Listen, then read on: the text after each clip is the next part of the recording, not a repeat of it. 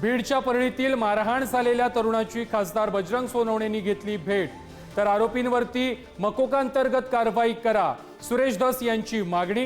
न्याय मिळण्यासाठी बीड परळी महामार्गावरती रास्ता रोको। कर्नाटकातील अलमट्टी धरणाच्या उंचीचा वाद वाढला। कोल्हापूर सांगली महामार्गावरती अंकली नाक्यावरती आंदोलन। आंदोलकांच्या गाड्या पोलिसांनी अडवल्या। गाड्या अडवल्यानं सतेज पाटील आणि पोलिसांमध्ये बाचाबाची।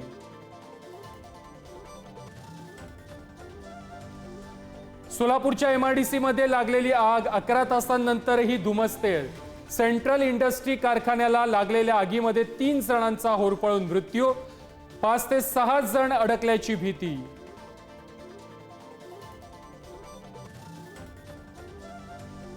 हैदराबादमधील चारमिनार जवळ इमारतीमध्ये अग्नितांडव। आगीमध्ये होरपळून 17 जणांचा दुर्दैवी मृत्यू, तर अनेक जण गंभीर जखमी। आगीचं कारण मात्र अद्यापही अस्पष्ट। सोलापूर पुणे महामार्गावरती कांद्यानं भरलेला ट्रक उलटला। अपघातामुळे मोठी वाहतूक कोंडी। वाहतूक कोंडीचा जेईई परीक्षेच्या विद्यार्थ्यांना फटका। अनेक विद्यार्थ्यांना परीक्षेस पोहोचण्यास उशीर। भारतीय लष्कराचा ऑपरेशन सिंदूरचा आणखी एक व्हिडिओ जारी। दहशतवाद्यांना प्रशिक्षण देणारे कॅम्प नेस्तनाभूत, तर भारत पाकिस्तानमध्ये शस्त्रसंधी सुरूच राहणार, भारतीय लष्कराची माहिती। ऑपरेशन सिंदूर बाबत बाजू मांडण्यासाठीच्या शिष्टमंडळामध्ये शशी थरूरांच्या समावेशाने वादंग।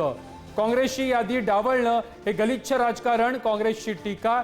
तर राऊतांकडून इंडिया आघाडीला बहिष्काराचं आवाहन।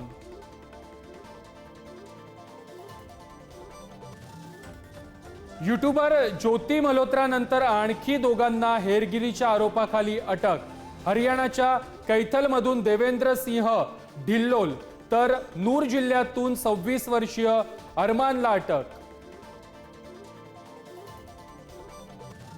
महाराष्ट्रातील 7 खासदारांना संसद रत्न पुरस्कार जाहीर। सुप्रिया सुळे, श्रीरंग बारणे, स्मिता वाघ, अरविंद सावंत यांना संसद रत्न। नरेश मस्के, वर्षा गायकवाड, मेधा कुलकर्णींनाही पुरस्कार। राज्यातील विविध भागामध्ये अवकाळी पावसाची हजेरी। नाशिकमधील चांदवड, नंदुरबार, रत्नागिरी, वर्धा आणि परभणीला झोडपलं। शेतपिकांचं मोठं नुकसान। Thank you.